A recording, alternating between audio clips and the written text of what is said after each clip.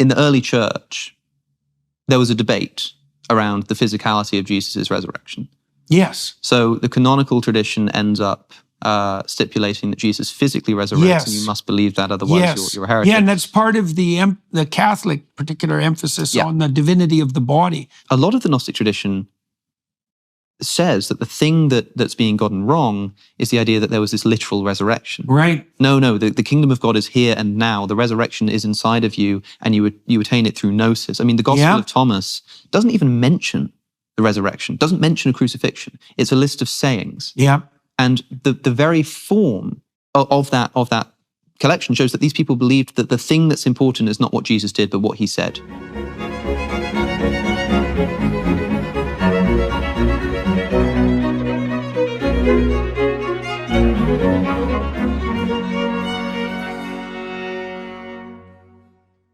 So I'm here today speaking with Alex O'Connor, who's flown in from London. I'm in LA. He's known also as Cosmic Skeptic, and he runs a podcast Within Reason. And so you can subscribe to and listen to that podcast, watch it on YouTube. Alex was recommended to me by a friend of mine, John Vervaeke, who was a professor along with me at the University of Toronto. I've done a lot of different public events with John, many conversations. And Alex has interviewed many of the people that I'm interested in, including Richard Dawkins, and he is very interested in religious matters, although he's not a Christian.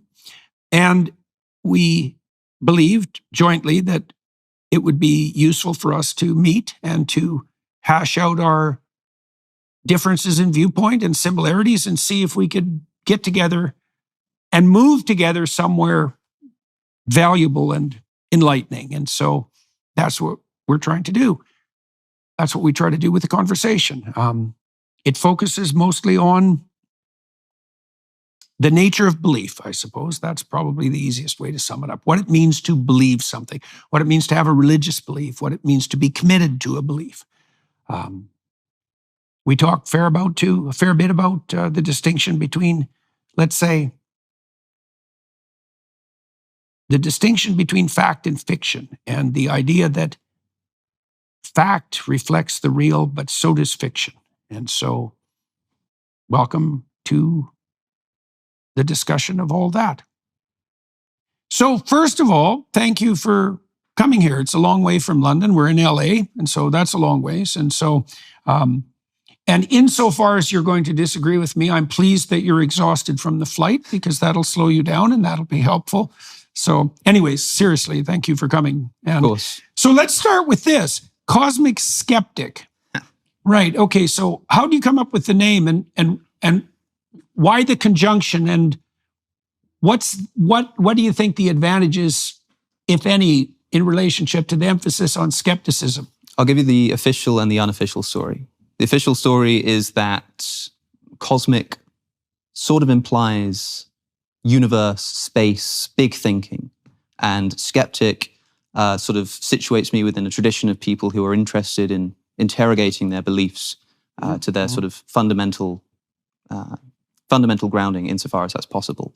And skeptic is spelt with a K, because most of my listeners are American. The unofficial answer is that when I was younger, I knew a guy who was a musician and started a SoundCloud account with the word cosmic in it. And I thought, hey, that sounds like a cool word.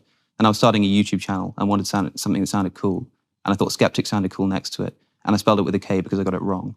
I see. Okay. Well, who knows the actual derivation? And it's a good combination, though, because it's catchy, so that's nice from a marketing side, but it also has this, it's an interesting allusion to the combination of revelation and critical thinking that actually makes up actual thinking, right? Because the problem with being concerned with a vast plethora of ideas is that many ideas are misleading and wrong. And so you have to learn how to combine that openness and curiosity with the capacity to separate the wheat from the chaff. Yeah. And that's the utility of skepticism. I mean, it can degenerate into a kind of argumentative nihilism. That's the downside. But properly applied, it it separates the wheat from the chaff, right? And the purpose of that is to keep the wheat. Well, skepticism can only ever be essentially destructive because you're being skeptical of something. Somebody's putting something forward and you're sort of responding to that with skepticism. And so for a lot of people, if skepticism is the thing that you do, then you sort of end up chipping away and ending up with nothing, whereas skepticism is really supposed to be a tool that you use. It is destructive, but in the way that you might sort of carve a piece of marble. Yeah, right. You're intending to get a statue out of it at the end. Yes. Well, that's the thing to always keep in mind, is skepticism in the service of something. Exactly, yeah, it's a tool. It's a methodological tool. It's not a world. And you mentioned too, and so I'm interested in your progression in your thinking in relationship to that, because you mentioned just before we actually went on air that had you come to see me a couple of years ago, you might have been more inclined to, I'm putting words in your mouth to some degree, so correct me if I'm wrong, to strive for a victory or to make your point, something like that. And you alluded to the fact that your thinking around that has changed to some degree. I suspect that's probably a consequence of experience. So what's changed? In part, it might have something to do with becoming a podcaster and speaking weekly to people. And you can't keep up that energy. Or you can, but it becomes totally unwatchable. And nobody wants to engage in that all the time. I think there are times when it's worth doing. And to be clear, I still like to disagree and do so essentially unapologetically and bluntly. And that can still come across as quite rude. But I think that the way that I would think about a conversation is that, well, what are we about to do here? A debate. We're about to debate an issue, and I'm going to try to win. And that's, and not even, I mean, maybe there's sort of an element of pride in there. You want to win for that sake, but also you really think, well, I want to win because I think I'm right about this. And if I don't, then, I must have just not expressed myself properly. I think what I probably meant when I was saying that is that I would have had more of that cap on than now, after having so many conversations with so many people and realizing that not only is it more constructive for myself, I've learned a lot more. And now I'm here like, hey, I might learn something today. That would be great. Even if I just learn something about what your worldview is. But also people listening just unanimously say that they prefer it. It's a much... Well, the skepticism. So one of the things you learn as a therapist, for example, is that being right is not very helpful, especially when you're trying to help someone, because whether you as the therapist is right has very little to do with the positive outcome for them. You still want to maintain the skepticism. And one of the ways of doing that in the manner that's helpful is that, like, if I'm talking to you and you say something I don't understand, that's the right place to be skeptical, because if I don't understand what you said, well, it might be my ignorance, but it also might be like lack of clarity and pointedness on your part. And so one of the advantages of disagreeing with someone is to point out to them in a positive way where they're lost in the fog. Because if you're sufficiently lost in the fog, you tend to run into sharp objects, and that's not very pleasant. So, but the skepticism, and this is obviously what you alluded to, I would say, as a consequence of learning from the podcast, is the skepticism should be in service of rectifying your ignorance rather than in service of making your point or winning the argument. Problem with winning a bloody argument is that the victory can seduce you into thinking that you were correct, and you're never sufficiently correct, right? Yes.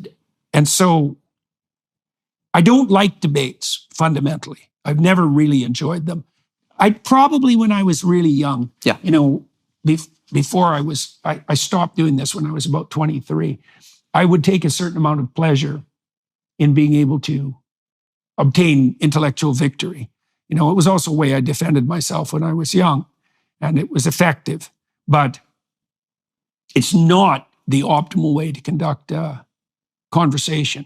This is one of the reasons why people like Rogan are so successful, because Joe will push his point, but he always does it in the service of learning. Yes. He doesn't do it in the service of victory. Yeah. I think you've probably put your finger on it there. But what you were saying a moment ago about precision, about sort of thinking clearly and understanding somebody else clearly, I think the reason why I'm excited to speak to you today is because you're someone who celebrates being precise in your speech. And I've always appreciated your desire to make sure that you're really understanding what somebody else is saying. I've made attempts in the past my channel is mostly focused on the philosophy of religion. Yes. And I've made attempts in the past to try to understand your worldview. Yeah, your I watched religious some worldview. of them. And I made a video essay. And some of the things I said there, I think, at least one thing in particular, I'd probably think I was wrong about. But what I was trying to do there, I've seen that people would ask you on interviews and podcasts, do you believe in God? Do you think that Christianity is true? And it was sort of, you would sort of struggle to answer the question. And I thought to myself, well, people come at the question with a priori commitments about what they think truth constitutes. Yeah, that's a big problem. There must be something important that's being left out of the sort of precondition of that question or conversation. If it's so unimaginably difficult to answer, Well, I'll give you an example. I watched that essay this morning, right? And I also wanted to talk to you about your discussion with Dawkins. Yeah. So people ask me, for example, do you believe in God? And I think, well, I don't know what you are driving at with that question, because I don't know what you mean by believe. Most people, modern people, believe that a belief is a description of accordance with a set of facts. Sure. Right. Well, I don't think that's what belief means in the religious sense in the least. So I just think that's a non-starter. If it's something to do with what you act out, right? It has to do with what you believe is what you're willing to die for. Fundamentally, it's what you're committed to or live for, if you think about it as life in the most extensive manner. It's a matter of commitment. So I understand what you mean in the religious context. Yeah. So, but religion is a big topic. Religion is a mighty area to be talking about. But when I talk about belief in a more mundane sense, like I believe that this chair exists. Yeah. Like that is a belief that I hold. I sort of can't help but hold that belief because I can see it. Right? Well, that's a place where your action and your statements align. Exactly. Right. Which is you why, believe in the chair and you're sitting in it. It's like, fair enough. Which is why I totally agree when you say that what you believe might really be what you act out. But I think when people are looking for essentially definitions, and just a second ago you said, well, what is it to believe? And you said, well, what you believe is what you're willing to die for. Yeah. I'm not willing to die for my belief that this chair exists. Maybe in a broad sense. If not believing that the chair existed required me to sort of give up my trust in my sense data, right, then I might literally die by accident by sort of walking off a cliff because I don't trust my eyes anymore. So it's also not something that you're likely to forego given your role, let's say, as a rational skeptic. That's right. Seriously, like it's a commitment that you've made to a certain view of reality. But you understand surely that when somebody asks, do you believe in God? Although they're asking the sort of subject of the belief is a much more grand entity, the word belief itself, for them, at least in their question, even if you think it's an inappropriate question, they mean something much more mundane. They mean like you believe in the existence it's hard to know. It's hard to know what people mean. Like one of the things I've noticed, for example, is there are no shortage of Christian trolls, right? I mean, there are atheist trolls and there's engineering trolls. There's lots of trolls, but there are Christian trolls. And the Christian trolls, when they ask that question, and it's often the Christian trolls who ask that question, what they mean is, are you in my club? Exactly. Right. Yeah. And my answer is, I'm not even sure you know what club you're in. So there's a trap in the question, which I don't appreciate because I don't like questions that have traps in them. Yes. Now, not everybody who's asking that question has a trap, but many people do. And so I find that off-putting, let's say, because it's manipulative.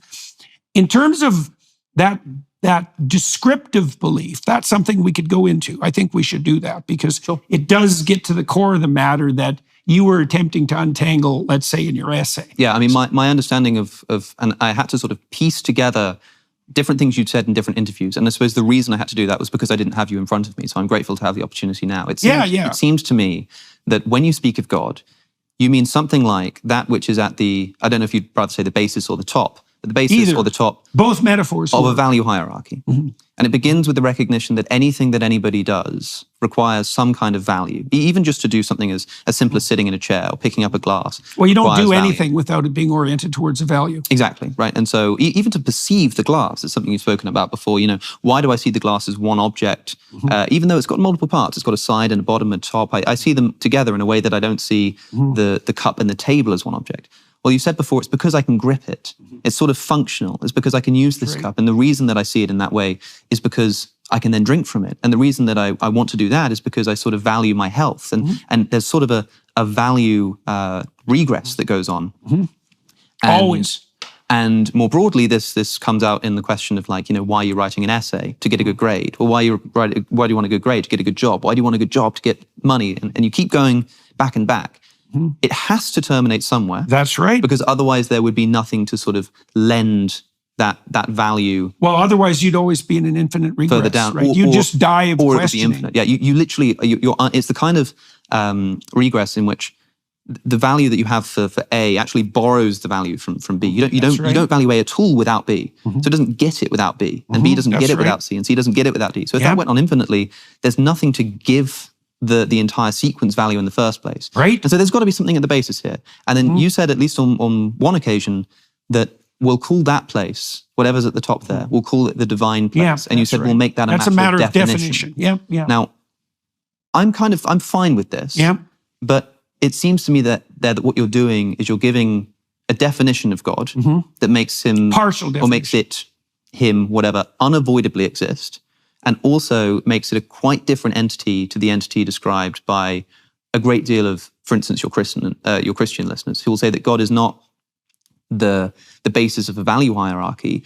God is an omnipotent, omniscient, agential being with consciousness that intentionally brings about human beings and sent down a physical man to sacrifice his life in order to save us from our sins. Now, that means that when someone asks you, does God exist? And you say, well, look, I think that's almost an inappropriate question. At times you sort of imply that you don't even believe in atheists because you sort of act as if you believe in God. If what you mean by God is just... Well, Dawkins himself admitted he was a cultural Christian. That's another matter, because that's much more specific. I mean, that's cultural Christianity, right? This is just... But it's a reflection of the same problem. But when a Christian says to you, I'm being very clear that that's what I mean by God. I don't know if you do believe in the omniscient, omnipotent, agential being, but if you start talking about the inevitability of believing in some basis of a value hierarchy... Well, it's not so obvious. You're talking about something different. From the traditional Judeo-Christian perspective that God is properly conceptualized as a being. That's probably right too. So it's tricky, right? Because one of the ways that you can approach God traditionally is in relationship to a being, but that's a veil. So why do I say that? Okay, so let's speak about it religiously first, and then we can speak about it conceptually. So there's a tremendous insistence in the Judeo-Christian tradition that God is outside of the categorical structure, right? Like seriously outside. Elijah, the prophet, establishes that God is not in nature. He's not in the earthquake. He's not in the conflagration. He's not in the storm, right? So that doesn't mean that nature doesn't speak of God, but it does mean that whatever God is not in the natural world. Okay, now we can extend that. Not bound by time, not bound by space. Well, does that make God a material object? Because when people say, is God real, which is a variant of the question, do you believe in God? It's like, well, God's immaterial and outside of time and space. So if your definition of real is material things in the domain of time and space, then we're not talking about the same thing. Now, usually people approach that question of belief with some materialistic framework like that in mind, even if they don't know it. Yes. The Christians, let's say, who put this question forward in the hope of getting the answer they want to hear, are materialistic and Enlightenment minds, even though they don't know it, because they have an implicit definition of what constitutes real. Is God real? It's like, no, God's hyper real. That's not the same thing. I think that the physicality of God is an interesting question. Yeah. In the Old Testament tradition, it seems to evolve as far as I can see. If you look at some of the earlier descriptions of God, you've got a God who walks through the Garden of Eden. Yeah. You've got a God who has a council of angels and the accuser. You have a sort of, it's being at least conceptualized as a much more physical being. And as time goes on, God becomes less localized. And I've heard a lot of theories as to why that's the case. I've just done an episode on my own show. Yeah, I'm not sure that's true exactly. I don't think there's a clear historical progression like that. There is a constant tension between God as ineffable and then God as manifest in a manner that's comprehensible, right? And so Mircea Eliade had mapped the consequences of this out to some degree. So he was very interested in Nietzsche's proposition that God had died. Most people, including Nietzsche, regarded that as like a unique historical event. there was a religious tradition. The Enlightenment arose. In consequence, we became skeptical about God. And in 1850, the philosophers decided that he was no longer necessary or real. But Eliade, who is a brilliant historian of religions, has noted that this has happened many, many times, that God has vanished, disappeared. And one of his explanations for that is that a God that's too ineffable, so that's completely outside of the categories of time and space, let's say, and who doesn't make himself present as a being, who doesn't have a heavenly council, who has no hierarchy between the pinnacle and earth itself, tends to float off into space. It becomes so abstract that you can't have a relationship with him, and then he disappears. In many ways, this is what Christianity provides with the New Testament and the figure of Jesus. And that's why I think for a lot of Christians, the more important question for you and the question that they're interested in, and you're quite right that a lot of people are like, I want to get you on my team. Yeah. I have no dog in this fight. I'm not a Christian. Yeah. But I know that a lot of Christians are frustrated when they begin asking about Jesus, who's a much more physical entity. Right? It's a real human being. It's someone of flesh and blood. It's someone who's physically crucified by the Romans. It's a very different question. It's a very different question. And then is seen as a physical entity, at least according to the canonical tradition, by his disciples after he died. Yeah. So when somebody asks you, do you believe that happened? And when I've seen you ask about that question, you tend to still speak in terms of the psychological and the mythological. I think the frustration is that, as you've just said, these are I two don't different mind conversations, frustrating right? Christians in that regard either, because the truth of the matter is, with regard to the gospel accounts, that the mythological and the historical are inextricably cross-contaminated. Sure. There's no pulling out the historical Jesus, right? That's a non-starter. And why that is, I don't know. It's very mysterious. It's very hard to understand, as are the, let's say, the accounts of the resurrection. Okay, so what do I think about that? Well, I think that denying the historical reality of Christ I think that's just a fool's errand. I don't know why anybody would bother with it. So a man exists called Jesus. We have that much. Now, there's a claim that is attributed to Christ that he is the embodiment or the incarnation, the fulfillment, let's say, of the prophet and the laws. Yes. I think that's true. Yeah. What does that mean? Well, I think it's in the Gospel of John. I think Gospel of John closes with a statement that's something like, if all the books that were ever written were written about the gospel accounts, that wouldn't be enough books to explain what had happened. Yeah, if all the things that Jesus did. Yeah. And there's a truth in that. The truth is that profound religious account is bottomless. And the biblical representations are like that. There's no limit to the amount of investigation they can bear, not least because the text itself is deeply cross-referenced. So there's an innumerable number of paths through it. It's like a chessboard.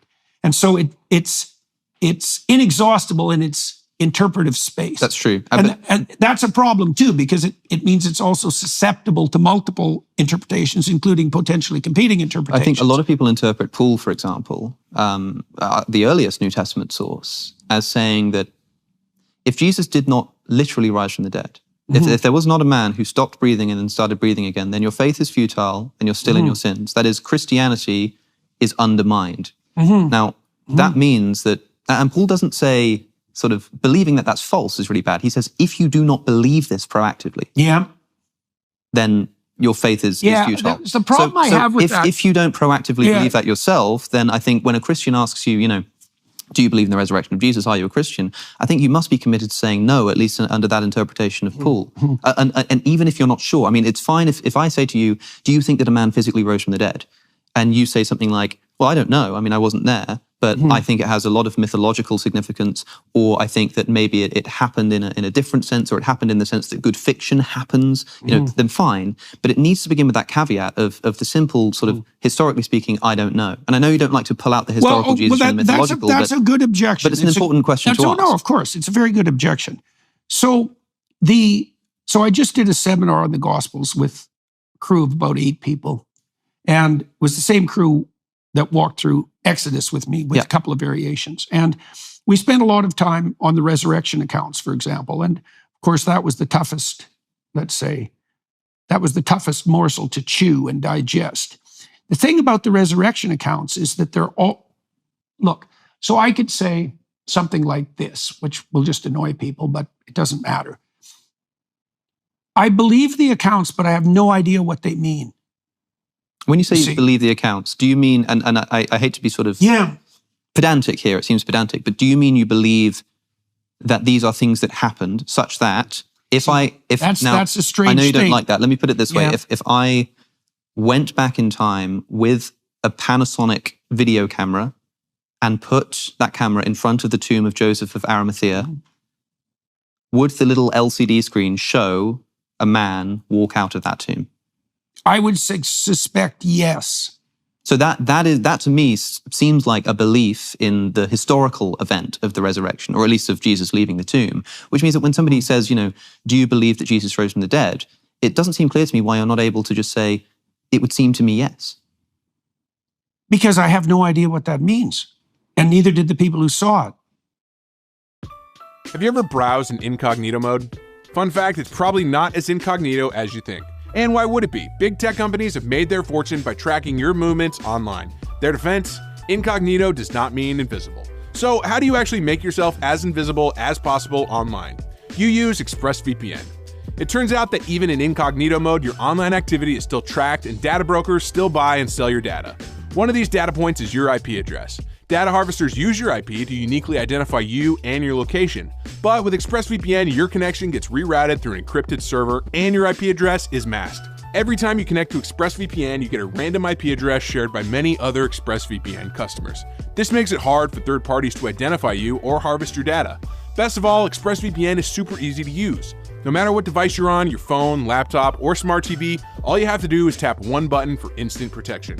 So if you really want to go incognito and protect your privacy, secure yourself with the #1 rated VPN. Visit expressvpn.com/Jordan to get 3 extra months for free. That's expressvpn.com/Jordan. Go to expressvpn.com/Jordan to learn more. I mean, I suppose one... Look, let's approach this obliquely, let's say. Yeah. The miracle of the loaves and the fishes. Yeah. Okay, so people will say, well, do you believe that happened literally, historically? It's like, well, yes, I believe that. It's okay. Okay, what do you mean by that? That you believe that? Exactly. Yeah. So you tell me you're there in the way that you described. Right. And what do you see? What are the fish doing exactly? And the answer is you don't know.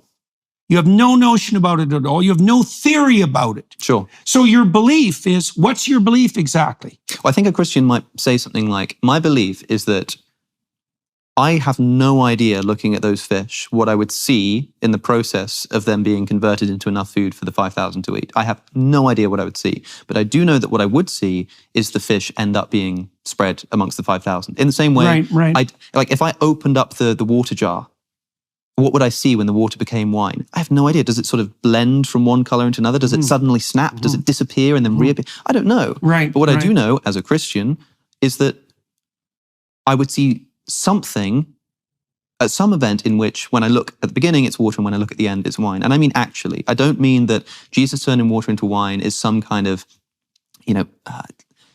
inextricably mythological story, and the question of whether it happened sort of doesn't matter, or maybe it happened in a meta manner, or maybe it happened in a hyper reality sense. No, I would be, as a Christian, committed to saying that it happened historically. I'm more inclined, rather than to believe, I'm more inclined to understand. And then when I hit the limits of my understanding, I think, I don't understand that. Now, do I believe it or not believe it? I think often, especially with regards to biblical matters, let's say, I have a suspension of belief and disbelief. Yeah, and that's fine too. I think part of the reason that I've been able to be an effective interpreter of the biblical texts, and a relatively scientific interpreter, is because I approach the texts with respect. The same respect that I would approach a lab animal. It's like, I don't know what this is. Like, I seriously don't know. And I'm not going to come at it with axiomatic assumptions that are unquestionable. I'm going to try to see what's right in front of my eyes. I'm going to try to see what mystery reveals itself if I take this phenomenon seriously. This is one of the things that I find puzzling, for example, about Dawkins.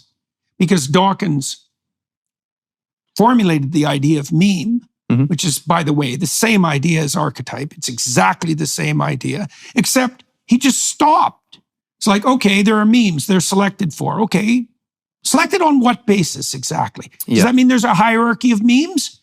Are the memes more likely are the memes that are conserved more likely to be, what would you say, viable organisms? If they're viable organisms, are they microcosms? This is really interesting in terms of the survivability, because there's a point, I've spoken to Richard Dawkins, well, a number of times, but twice on my podcast. And the second time, somebody pointed out to me that there might be a point of agreement between you two that has been overlooked, which is that, I don't know if you've ever come across the evolutionary argument against naturalism, or the argument from reason, the idea that if you're a materialist, you can't trust your reasonable faculties. So Alvin Plantinga formulated this very well, very, very geniusly, I think, in saying that if you believe that evolution by natural selection happens materially, what does natural selection select for? Survivability. So if you're a materialist, that means that the very rational faculty that you're using right now evolved not to be sensitive to truth, but to survivability. Yes, that's right. And if that's the case, well, why do you believe in the truth of evolution? Well, because you've been rationally convinced of it. But the thing that you've just assented to, the belief itself has just undercut the process by which you came to that belief. Look, there's a whole, the New England pragmatists figured this out in like 1880. Yeah, now I think this is a fascinating, I think it really is just It is. It's exciting. It's novel. That's for sure. That's for sure. It's actually a point where Darwin and Newton do not come together. How do you mean?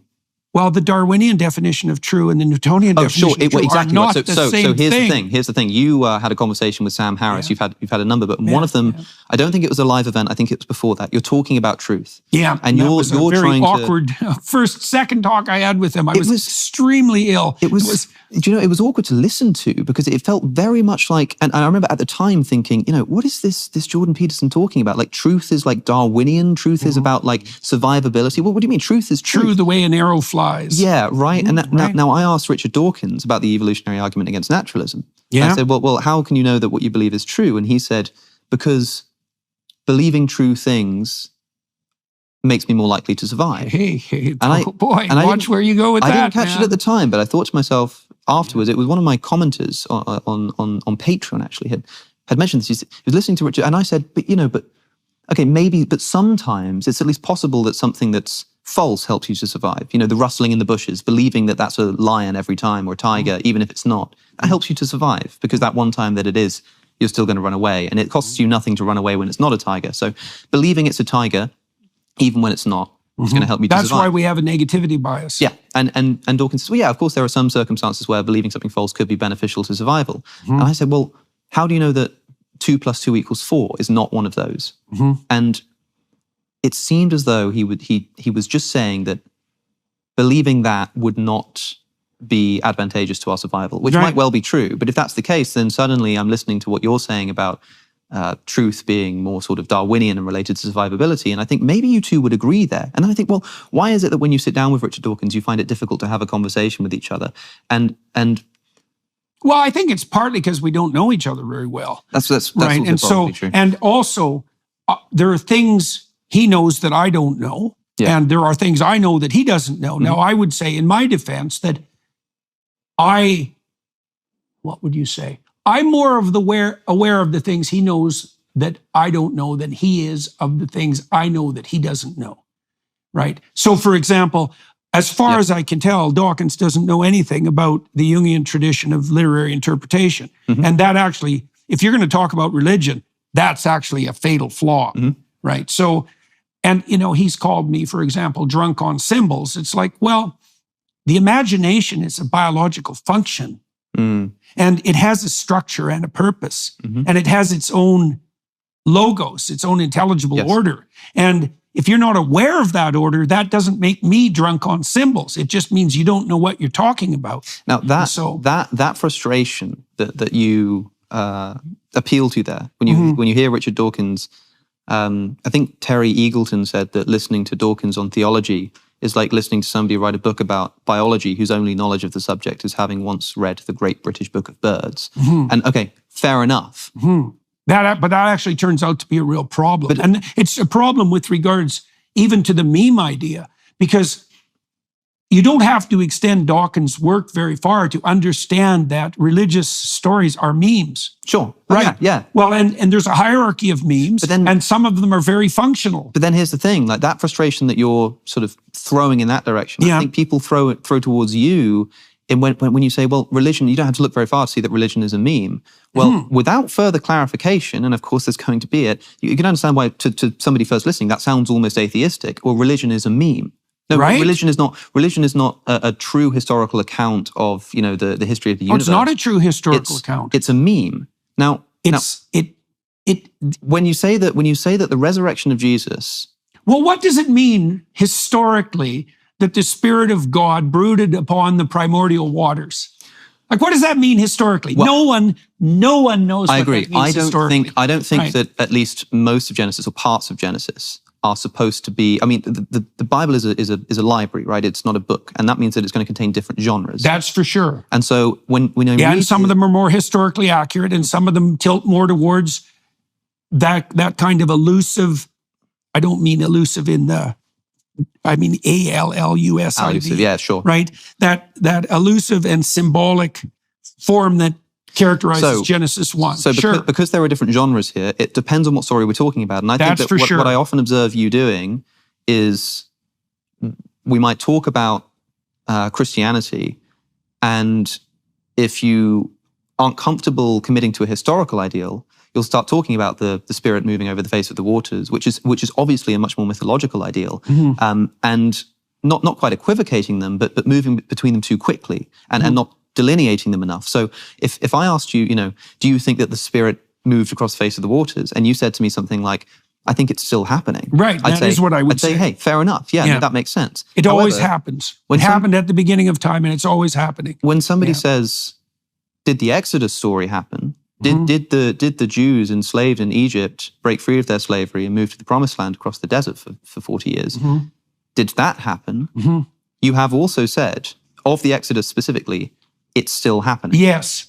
Now, to me, that's far more inappropriate than saying that the Spirit is still moving across the face of the waters, because I think what people mean there is, do you believe that these people in that time period actually did this in such a way that, for instance, might show up in an archaeological report? Well, I think that's the simplest answer to that is probably.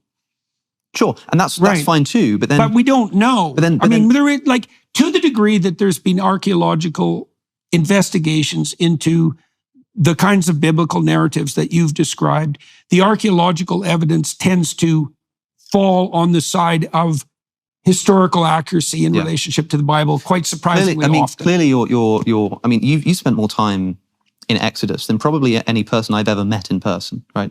Clearly, the story sort of captivates you, and you think it's really important and can teach us a lot, right? Yeah, of course. It's infinitely deep story. I think most people speaking to you already know that you think that, right? And so when they ask you a question, when they suddenly say to you, but do you think it really happened? Well, what the hell does that mean? You must know that what they mean is what I was talking about a second ago, which is that sort of... What? Okay, so fine. So it's easy just to turn this around. It's like, okay, what exactly happened in your historical account when Moses encountered the burning bush? I don't need to know exactly what happened. What I need to know is... I'm not asking you specifically I know. Or attacking you for that. What I need to know is that if I sort of went to the Egyptian desert at sort of the time that this story is alleged to have taken place in history, would I see a mass movement of Israelites from Egypt into the Promised Land? Would I see people with feet walking through the desert, leaving footprints? Well, let's take it apart rationally. So, but you also understand that when someone's asking that, and you like, even if you don't like the question, you must understand what someone's asking. Oh yes, well, and if that's the case, understand many of the things that they're doing simultaneously. Then you must also understand that when you then say it's still happening, people just go, "What are you talking about?" Yeah, well, I would say that's not my problem. But it becomes a problem when you understand that someone's asking a quite banal historical question. Well, yeah, but you don't get to do that. But why not? Because the stories that you're dealing with aren't banal. I agree, but like so you can't reduce them to something banal, even if it's what would you call it? Even if it's reassuring.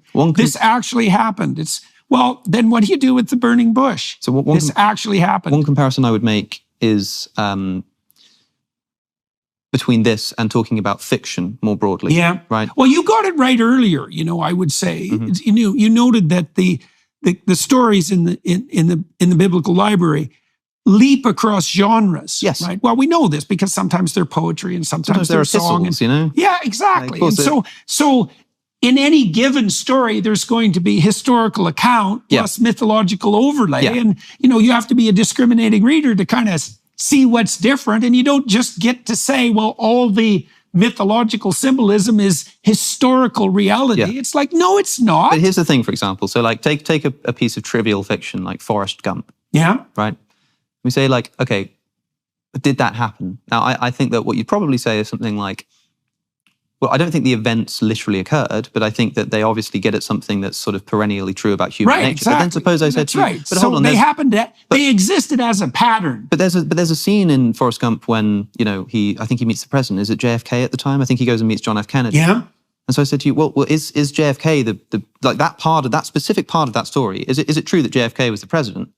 Right. And you would probably just say, yeah. Yeah. You wouldn't say anything more complicated. And even though the subject as a whole of like, is Forrest Gump true? Is Hamlet true? That's a complicated question. Very. But specifically, when I say, but interestingly, there's this little point I want to make in this broader discussion. Do you think that JFK was actually the president? You would say yes. Why do you think it matters to people? Like, I don't know. These are ancient accounts. Let's maybe say that's the biggest Exodus. problem. Maybe that's the biggest problem that you have with the people who are asking these questions. It is. It's and like, hopefully, what point are you trying to make here? So the point is, I know what the point usually is the people who are asking the question believe that true unerringly means objectively happened in history, like the things that we're seeing right now happen. Yep. It's like, well, no, so that's not how. That's not what those stories are like. For me, some of it is, but for a Christian, when asking you that, it's probably because for them they have an understanding of Christianity that requires believing in that kind of truth.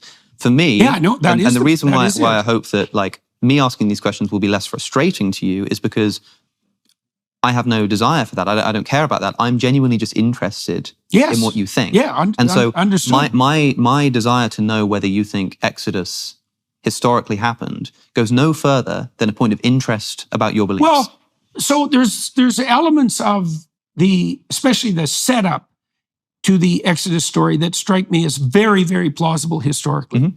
So, for example, the Jews before the Pharaoh of that time were under the guidance and protection of Joseph and the previous Pharaoh. And they regarded the Israelites as benefactors because Joseph had helped save the kingdom and his people were welcome. But that was forgotten. And so the new Pharaoh and the new Egyptians regard the appallingly successful Jews as destructive interlopers and they make them slaves. It's like, well, can you believe that? Well, it happens all the time. Sure. It's happening right now. So it's very to me plausible. that in this particular case, saying it's very plausible, it's like saying something like, well, yeah, it could have happened, I don't know. Well, I don't know. I don't think anybody knows. So when somebody asks, did the Exodus really happen? That word really, when they say, like, if I just said, really is the crux. If I said, did the Exodus happen? And I'd understand why you would then say, well, you've got to understand what kind of story this is. Fine. Yes. But then if somebody says, yeah, but did it really happen? Which parts of it? Even if they're not expressing it very well, like what they're getting at there is they're trying to emphasize the historicity. They're trying to say, yeah, but did it historically happen? Probably is what they mean by the word really there. Right. But the thing is, it speaks of the problem is that Christians who ask that have a metaphysics that's not Christian. Mm-hmm. So it's a non-starter, the question. It's like, you're asking me the question a materialist atheist would ask. And you want me to give you an answer that bolsters your faith, but the presumptions of your question are Enlightenment atheistic.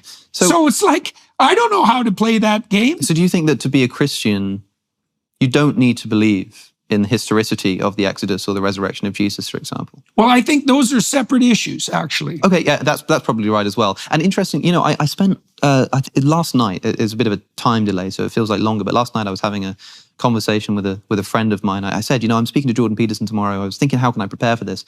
And we ended up, my friend Sheehan's his name, we ended up having a conversation about whether whether Hamlet is a real person, right? And that was probably better preparation than anything else I could have done. Yeah, what I realized that's a good question. So take if somebody asks, was Hamlet a real person? Sort of naively, I say, have you heard of the story Hamlet? Oh no, is that a real person? Right. I would say no. However, there is a sense in which, and I'm trying to understand what you're saying here. Yeah. There is a sense in which there are a lot of characters, infinitely many characters, that Shakespeare never wrote about. Yeah. Right? Those characters seem to exist less than Hamlet does. Yeah. Even if Hamlet exists less than Jordan Peterson, Alex O'Connor do in the Hamlet might exist world, right? more than me and you. Well, okay.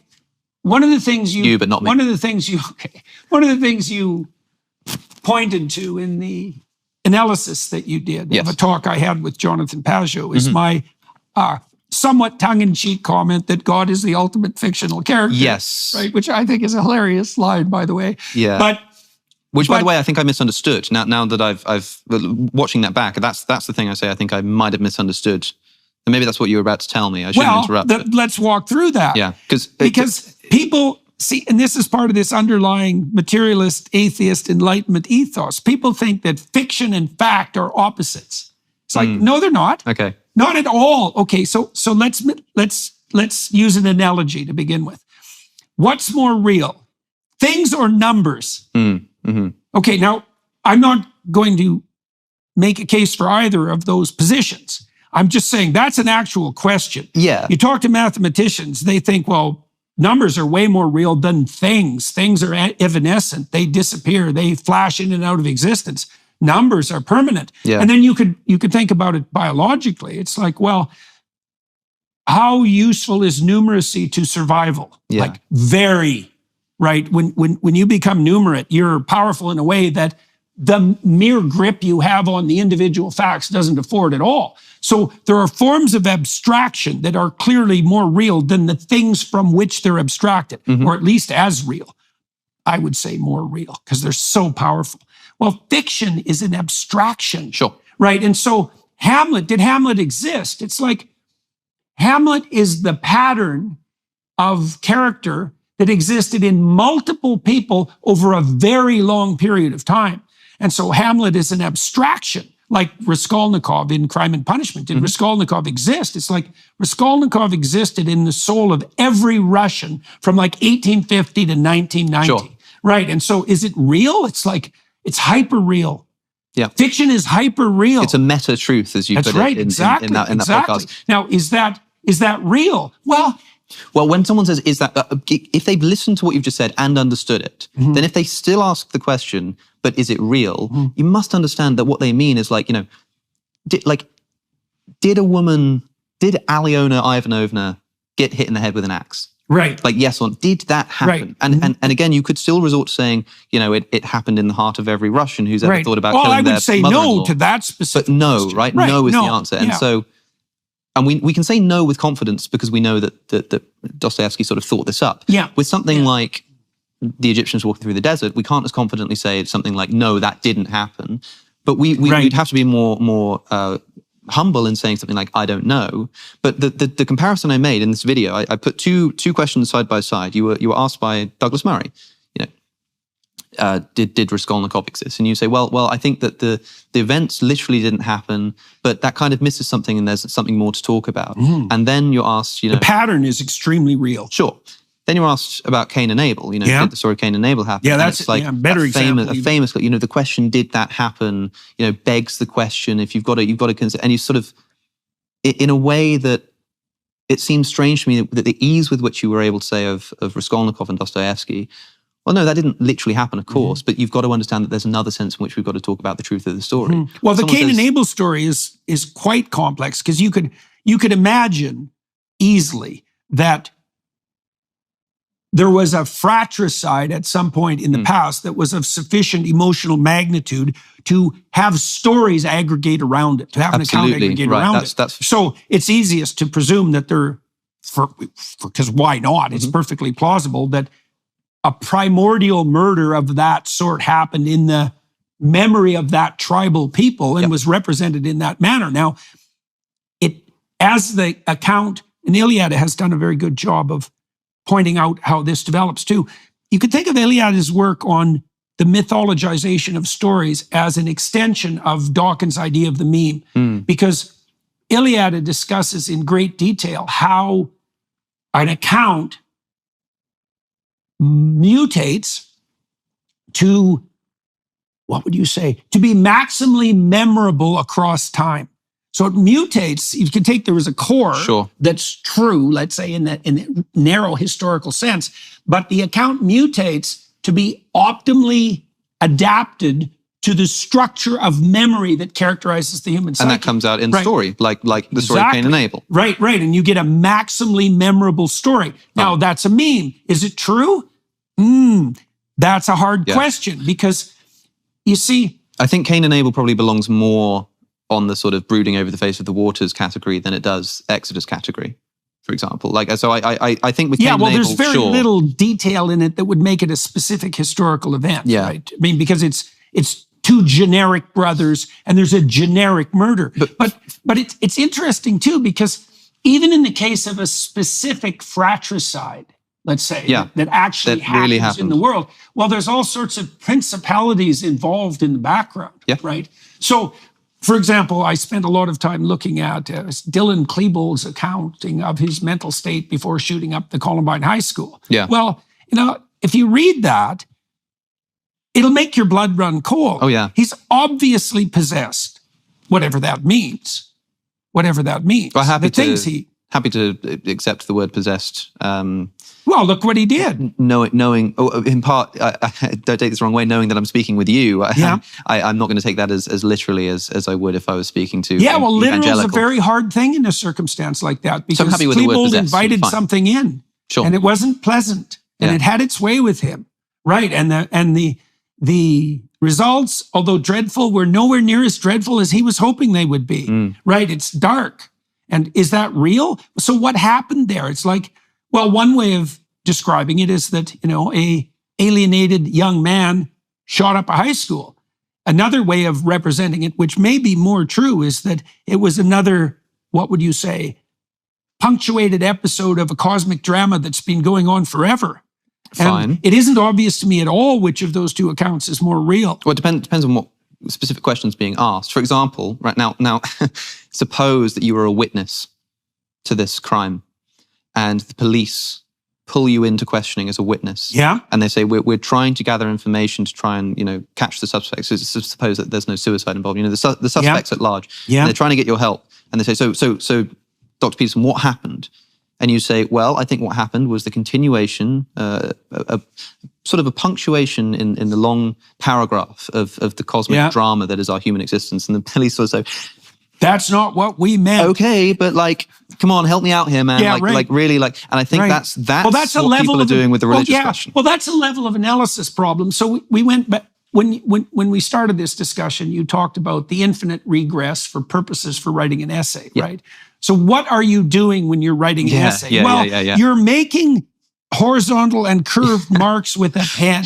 Right. Well, right. So, but there is a cosmic tree of events in every micro event, right? And when people, when they're looking for eyewitness testimony, they're asking you for something like the highest possible level of narrow resolution you can manage. Right. Ian McGilchrist just that's right. Well, I just spoke with him, and unfortunately, I think we lost about half of the footage, so I'm not sure how much that will be seen in the world. But he brought to my attention. I'm sure he said it was John Ruskin who talked about having you see in the garden, you see like a square, and you think it's like a white square in the garden inexplicably, and then you go a bit closer and you see it's actually a page, it's a book. And then you look a bit closer and you see it's got words on it. And then you have a microscope and you see actually it's got like ridges. And then you go a bit closer and you actually see atoms bumping into each other. And you go a bit closer and you see sort of waves and energy. And he's sort of like, well, which of those is the real thing you saw? Did you know a baby's heart begins to beat at just 3 weeks? At 5 weeks, that heartbeat can be heard on ultrasound, and this can sometimes be their only defense in the womb. That's where Preborn steps in. Preborn rescues 200 babies every day from abortion simply by providing mothers with an ultrasound. After hearing her child's heartbeat and seeing its perfectly formed body in the womb, she's twice as likely to choose life. By 6 weeks, the baby's eyes are forming. By 10 weeks, a baby is able to suck his or her thumb. Preborn needs our help to save these precious lives. For just $28, you could be the difference between the life or death of a child. And if you become a monthly sponsor, you'll receive stories and ultrasound pictures of the lives you helped save. All gifts are tax deductible and 100% of your donation goes towards saving babies. To donate, dial pound 250 and say the keyword baby. That's pound 250 baby. Or go to preborn.com/Jordan. That's preborn.com/Jordan. Right. You know? Okay. Well, and the thing is that hierarchy that you just described, this is the cosmic tree of life. This is Yggdrasil. It's like you have got the quantum level and the atomic level and the molecular level and so forth up to the phenomenal level. That's not where it stops. I started to understand this when I was thinking something very peculiar. This is decades ago. I thought people will go to a museum to look at Elvis Presley's guitar. Yeah. It's like, what the hell are they doing? Yeah. So you can imagine that you have a display case and you have Elvis's guitar in it. And now you take that guitar out, let's say it's a mass-produced guitar, just for the sake of argument, and you replace it with a identical model from the same year. Yep. Okay, now, is that Elvis's guitar? And people will say, and you can think this is so strange, people would say, well, even if I couldn't tell the difference, I would rather look at Elvis's guitar. Yeah. And then you think, well, what? Is that some kind of delusion? Like, what the hell's going on here? No, the answer is, this is what Duchamp was on about when I think it was Duchamp, who put the urinal in the art gallery. Right. It's right. What he was pointing to, and it was brilliant, was that much of what we perceive as concretely real is actually dependent on a hierarchical context that isn't part of the apprehension of the object. So when you go to see Elvis's guitar in a museum, the perception is informed by the context. It's like, well, you're an Elvis fan and you know a lot about Elvis history and you know that this is Elvis's town, and the object itself partakes in that higher order unity. That's the unity that extends off to heaven. Every object partakes in that embeddedness above. Like for the reductionist types, you'd say, well, what's this made of, right? It's like, well, it's molecules and then it's atoms and then it's like quantum, whatever the hell Quantum exists wave, down at the quantum level. That's what this is made of. It's like, wait a second, it's on this table. It's in this room. It's of this time. That's all this thing too. Yep. You know, and that's the higher order conceptualization, but it's just as much part of the object. Yeah.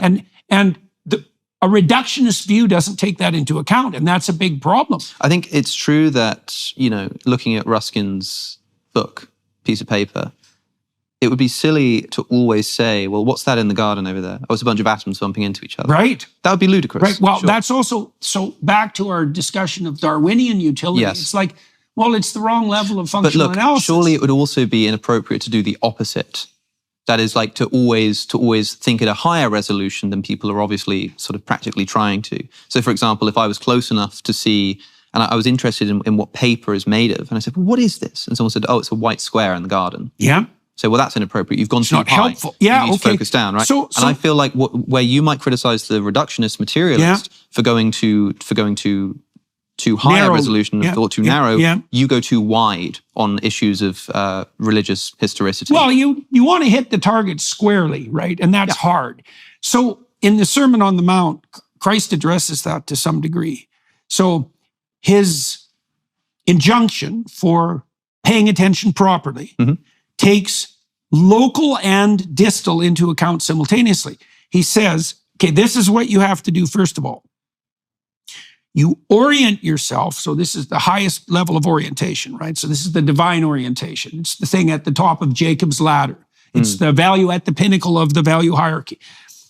You put what's properly highest first and foremost in the theater of your imagination, right? And then you align that with the belief that other people have the same intrinsic value as you and that are a reflection of that infinite value. You start there.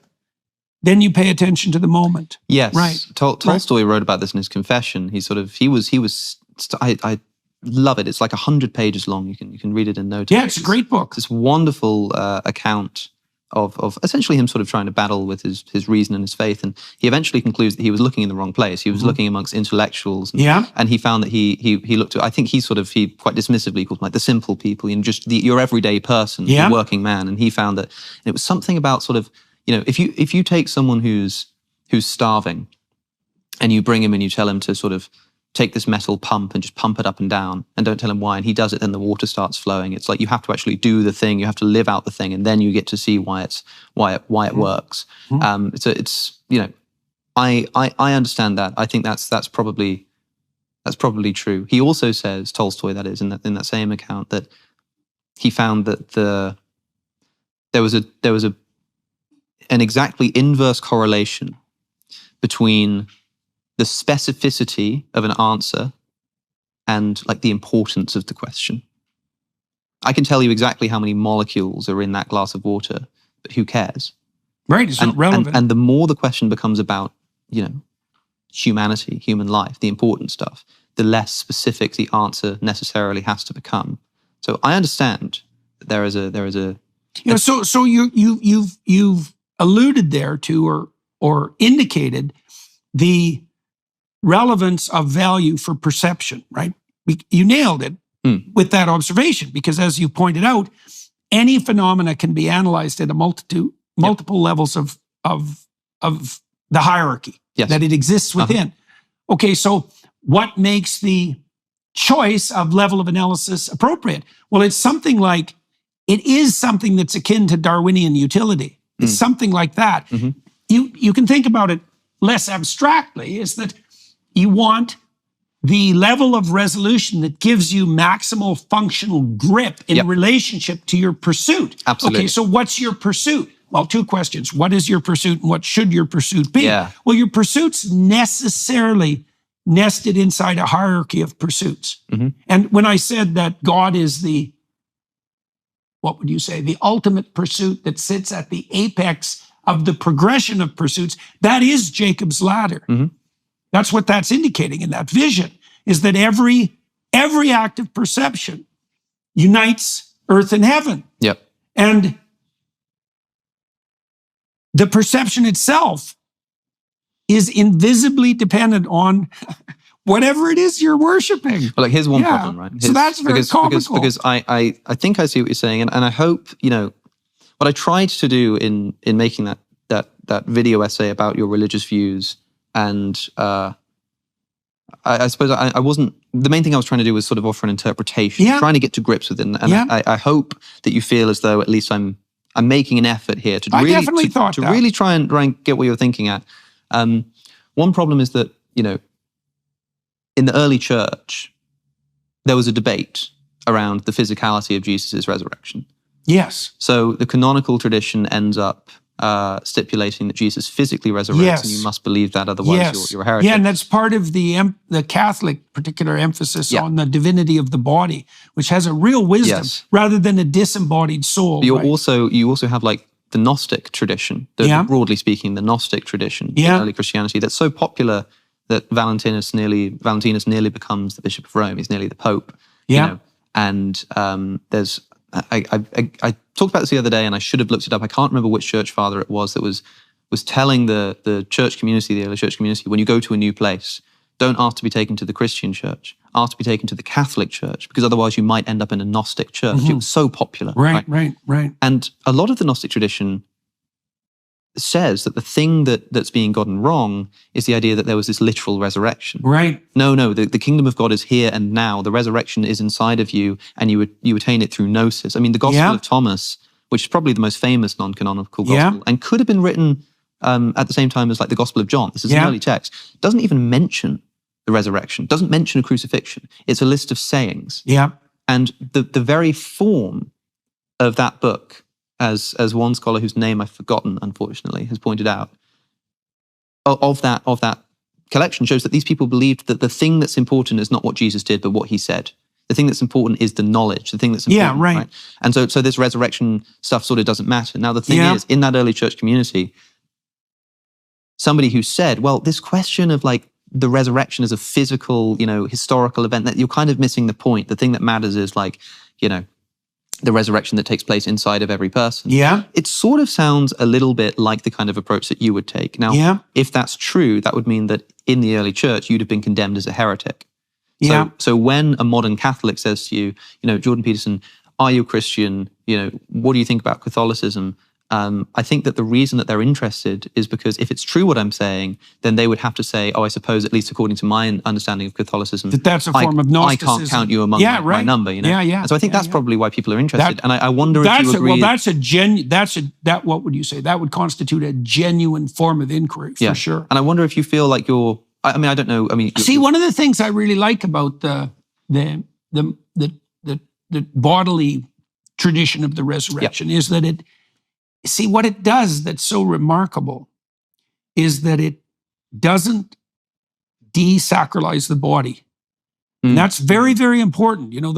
I think the fundamental problem with Gnosticism is that it's very easy for it to become a doctrine that's contemptuous of the body and contemptuous of the material world. A great deal of the Gnostic tradition literally believes that the material world is created by an evil demiurge. Right, exactly. Right? Well, exactly. And Jesus comes to save us from that. The insistence on the bodily resurrection is a medication against that. And it's an effective one. I would really love to ask about Genesis. This might be a bit of a tangent, and tell me if it's uninteresting to you, but there's one Gnostic text called the Testimony of Truth that was discovered in the Nag Hammadi library. And this is buried probably around 300 AD. So it must be earlier than that. It's a fairly early text. And this text identifies the serpent in the Garden of Eden with Christ.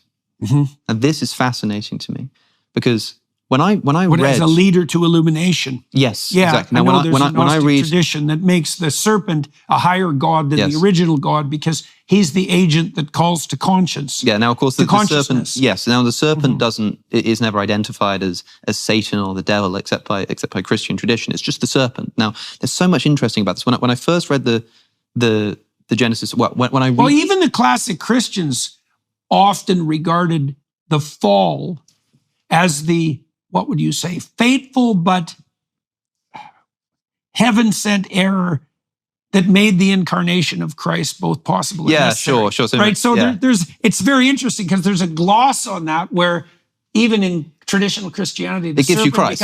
That's right. Yeah, it gives you Christ. And Jesus at one point compares himself to a serpent in the Gospel of John, early in Oh, yes. He'll raise himself up lifted up. like Moses lifts up the serpent. Insanely profound. See, that's one of the passages, actually. Sorry, I don't want to derail you from your tangent, but that's one of the passages that I've concentrated a lot in this new book that I've just finished, We Who Wrestle with God, because that equation that Christ manages with his identification with the serpent in the desert, that is so stunningly brilliant that I cannot possibly imagine how anyone could have thought it up.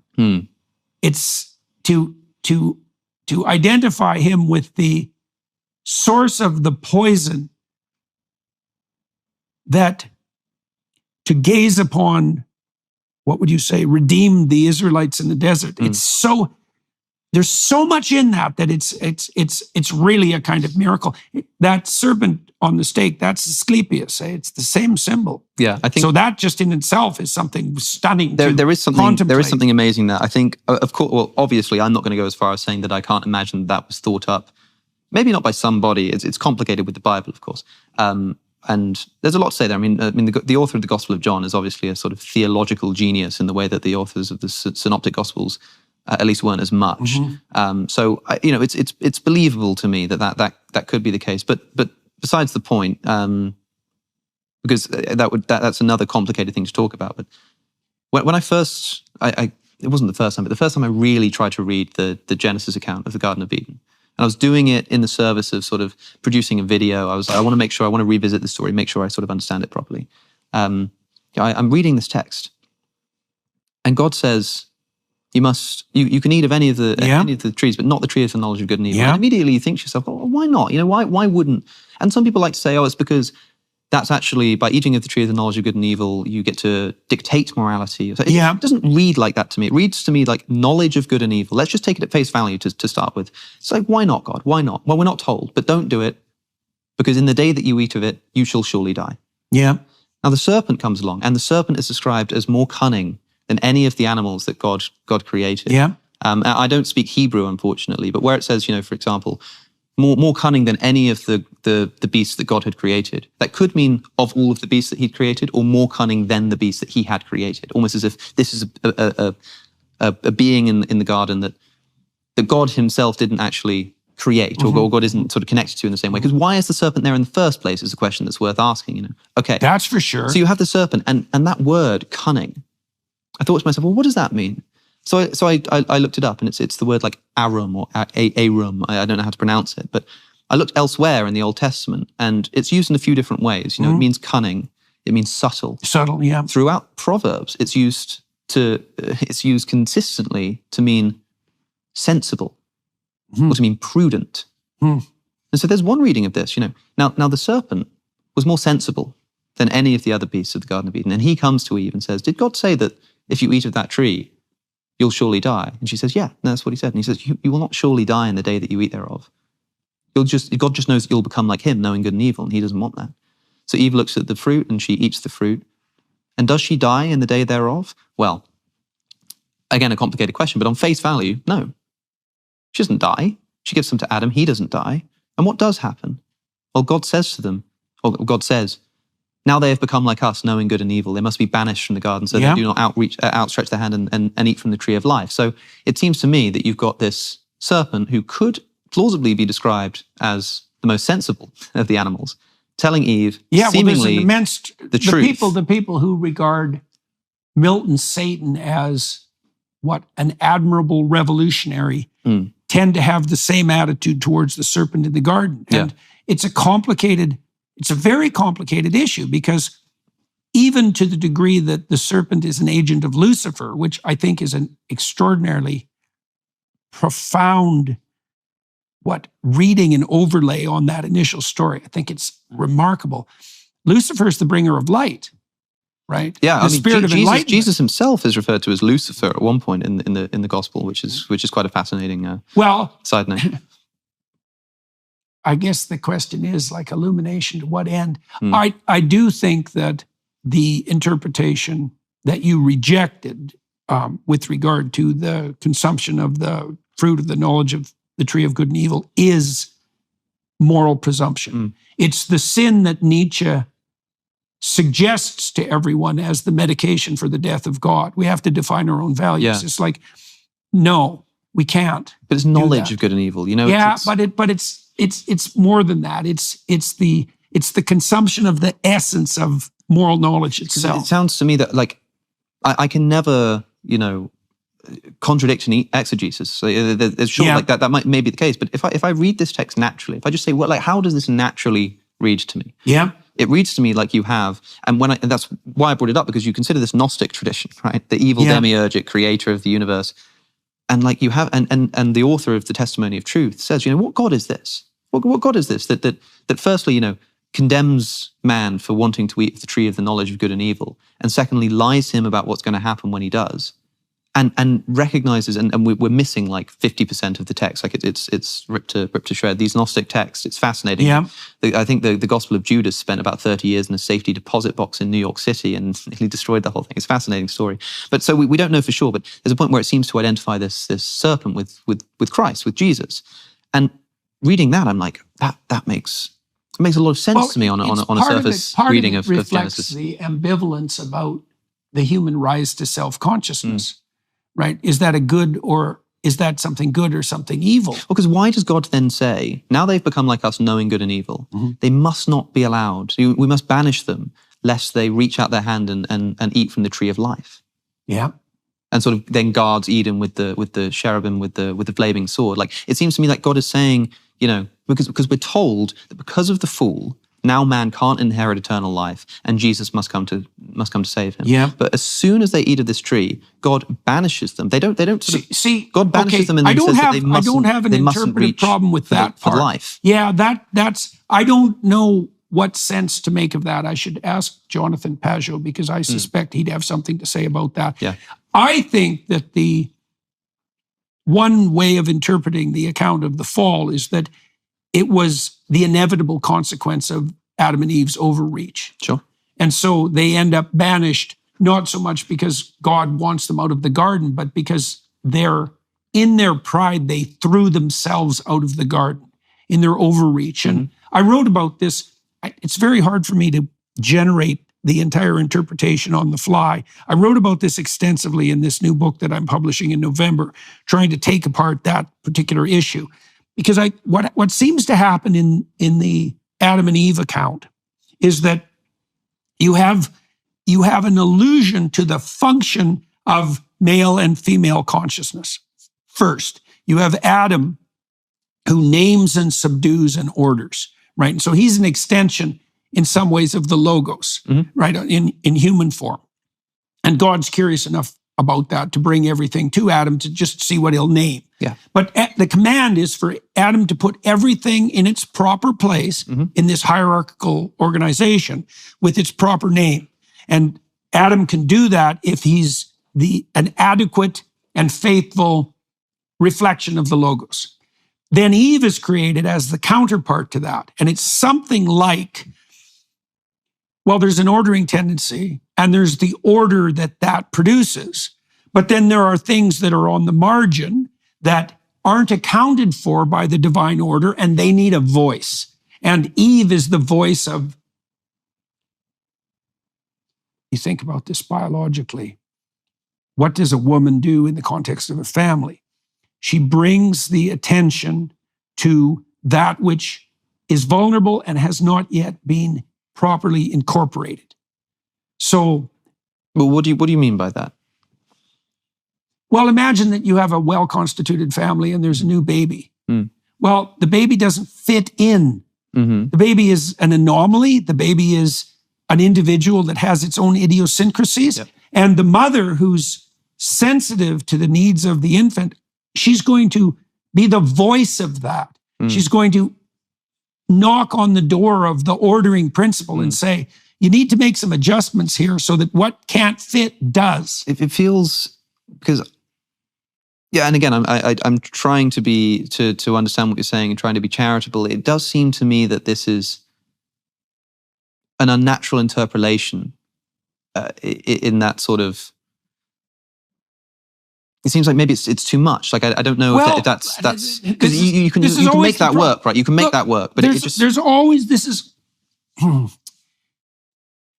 the kind of objection that Sam Harris had to the sorts of things that I said. He said, "Well, you can interpret a cookbook that way." Exactly. Yeah. Well, and this is a huge problem. This is the problem that postmodernists dangled in front of everyone. It's like, well, what's the canonical interpretation of a text? The answer is no one knows. Yeah. Right. And so does that mean that there's an infinite number of interpretations per text? Yes. Which one's correct? Hey.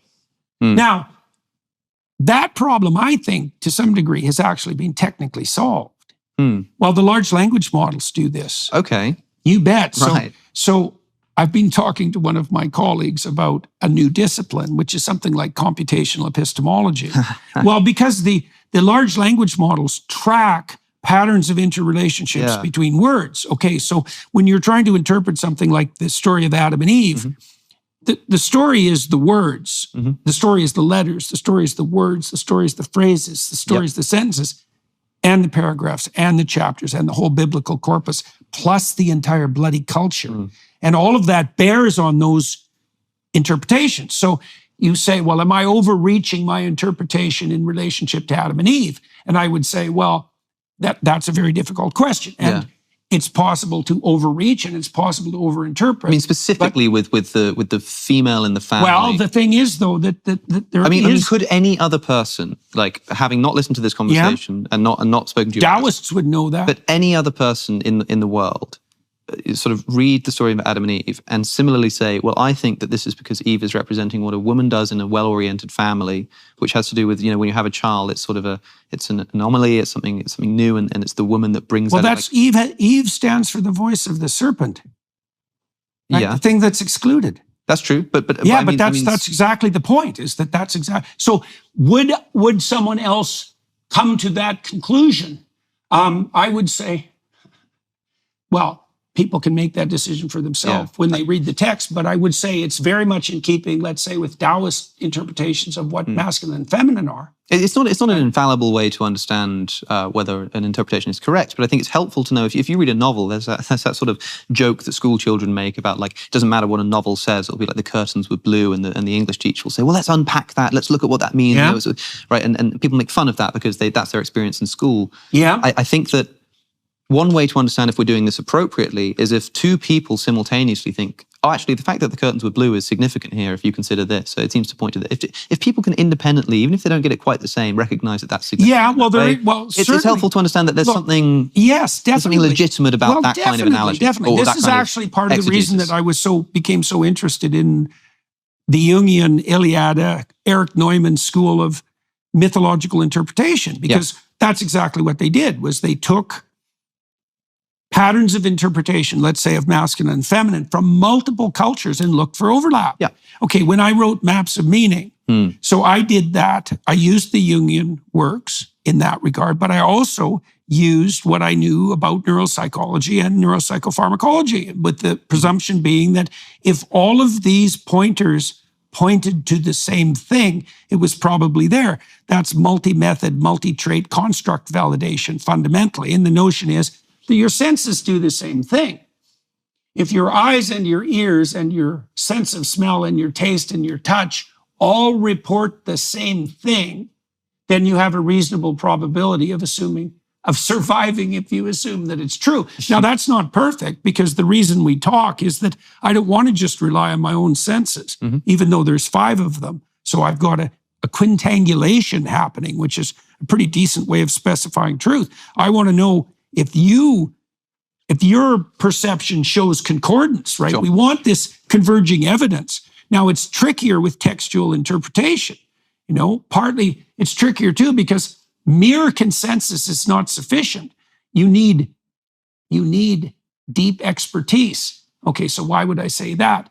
Well, we have these large language models, for example, and they're doing statistical analysis of textual interrelationship at every level, right? Billions of parameters. So the letter conjunctions, the word conjunctions, the phrase conjunctions, the sentence conjunctions, the whole bloody thing. But even they're prone to go astray. And the reason for that is that they're overweighted to the present.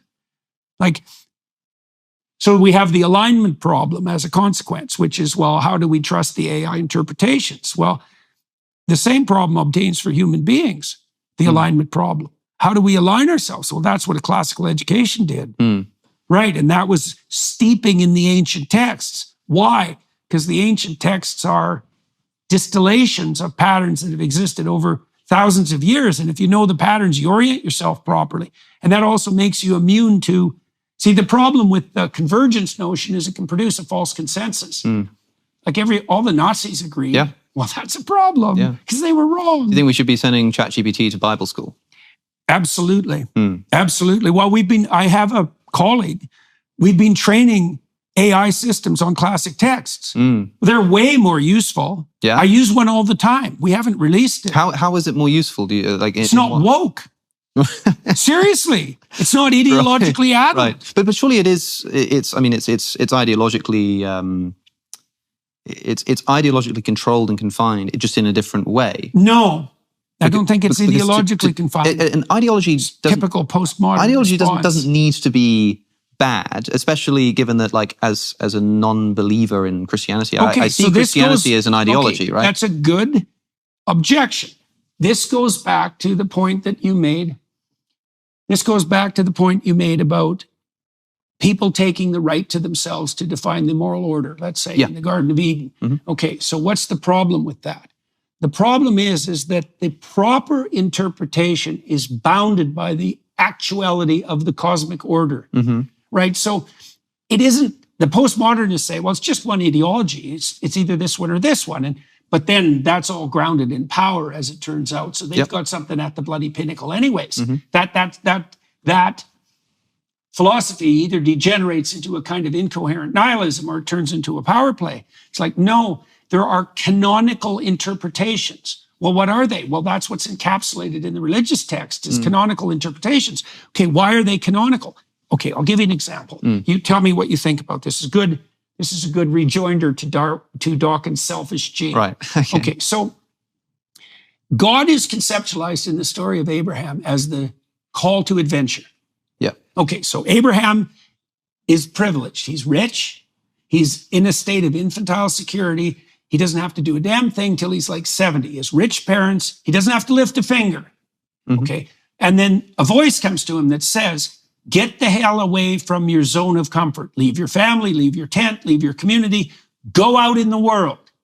Okay. Well, so what is that? Well, that's the same impulse that drives a child to develop. It's the impulse that drives a man to continue to mature, right? So you can think about it as an instinct if you want, the instinct to growth. Okay, God makes Abraham a deal. It's such a stellar deal. He says, look, if you listen to this voice of adventure, if you commit to it, if you live by its dictates, and you make the proper sacrifices along the way, this is what will happen to you. You'll be a blessing to yourself. Okay, so that's a good deal. That's a nice start, right? So you don't have to be miserable and self-conscious, right? Aware of your own nakedness. You can start to walk with God again. Okay, but more, you'll do that in a way that will ensure your valid reputation.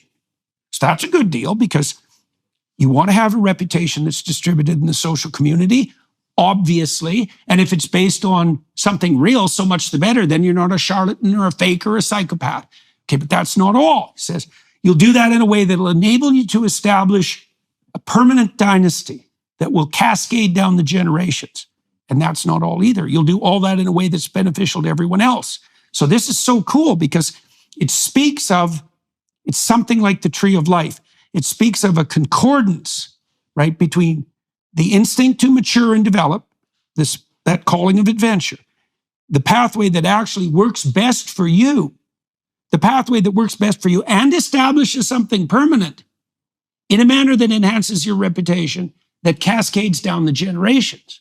Okay, now Abraham is offered, if he follows this pathway, God says, well, you'll be the father of nations.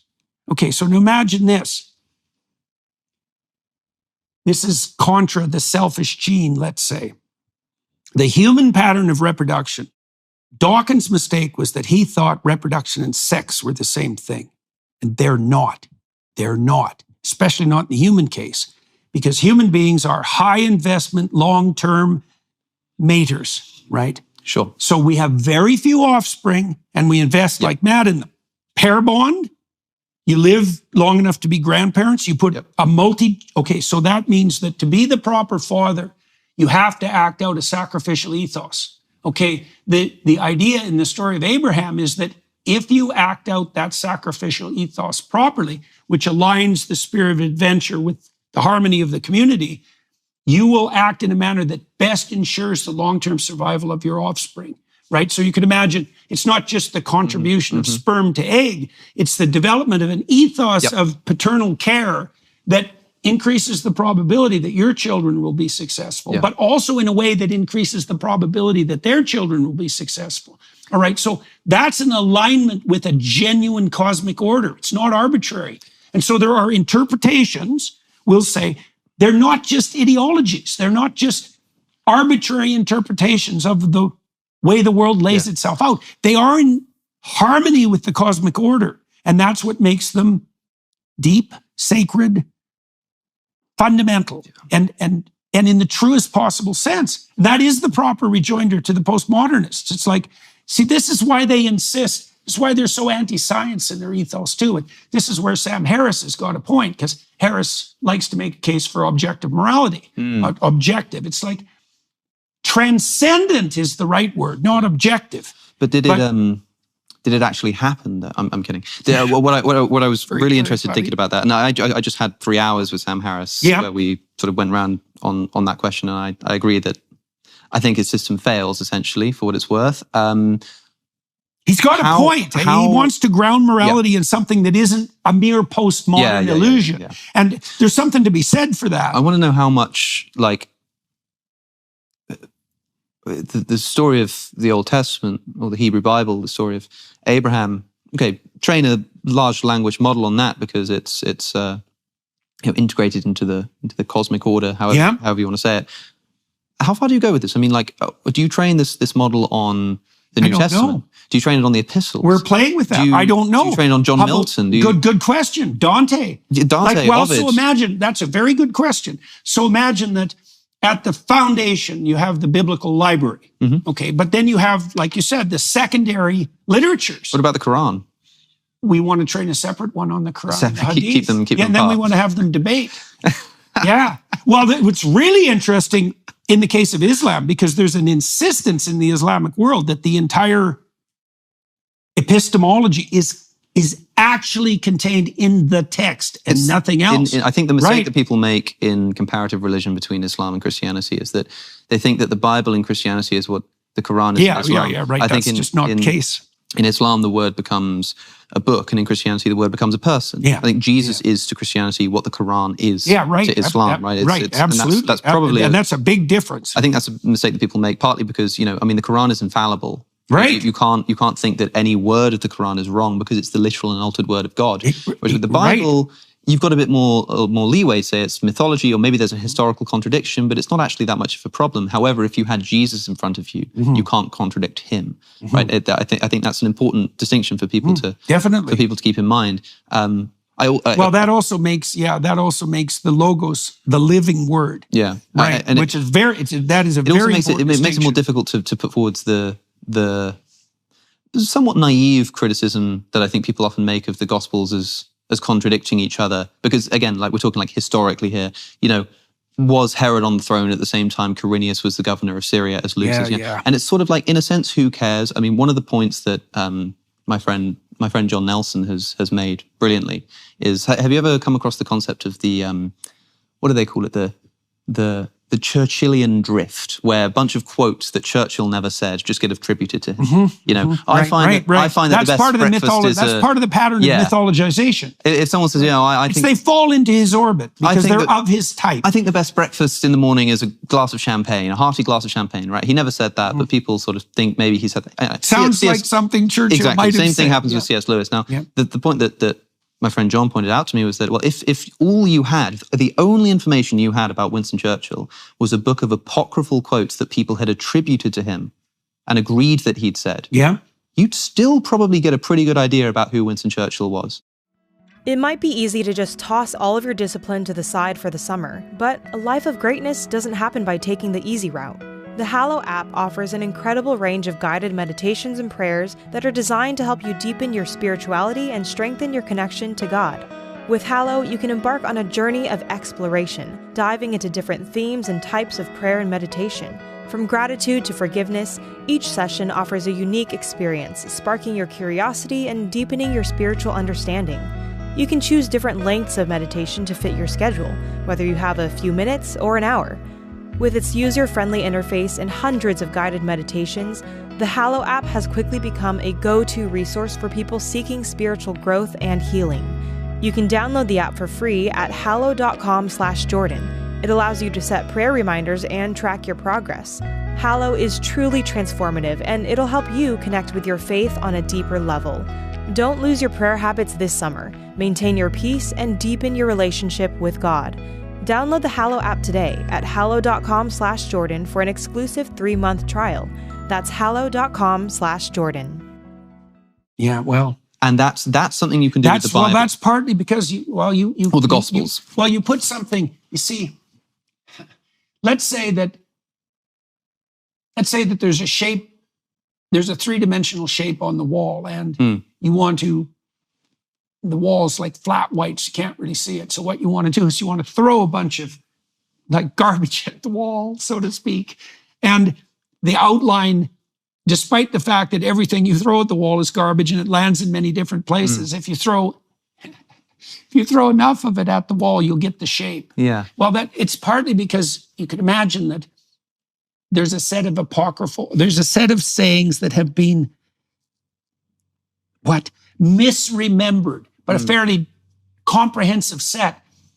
You're still going to be able to extract signal, right? There's going to be noise, but there's going to be signal there. That's partly because the truth will be encoded in the panoply of the... That's why it's a bigger problem if somebody points out like some flat historical... if there was discovered just like a flat historical contradiction in the Quran, that'd be a big problem because the Quran is the literal word of God. If someone points out a flat historical contradiction in the Gospels, it kind of doesn't matter as much because you're able to accept that maybe that is just a contradiction, but the thing that matters is the word of God. And the word of God is not the Gospel of Luke or the Gospel of John, but the person that they were sort of writing about. Well, that's also partly, you see, that you just pointed to another reason why I don't like the over-concretized questions. Yeah. It's like, you're looking for truth in the wrong place there, buddy. I understand that, but it also depends on what kind of truth you're looking for, right? Because for me, as an interested third party, everything depends on that. I'd really like to know if Jesus actually rose from the dead as a historical fact. I'd love to know if there was a real Exodus. That's really interesting and important to me. Now,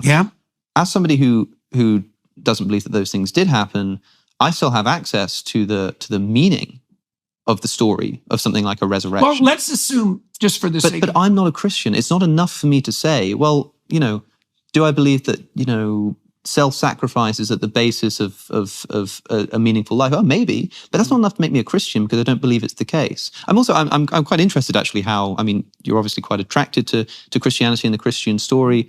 You keep Jesus on your jacket, but I'm interested how that dovetails with your insistence on personal responsibility as the way to live a proper and meaningful life, given that the story of Jesus is one of vicarious redemption. I sort of throw my sins on him, he takes responsibility for the sins that I've committed. Yeah, well, I wonder how those go together. What would you say?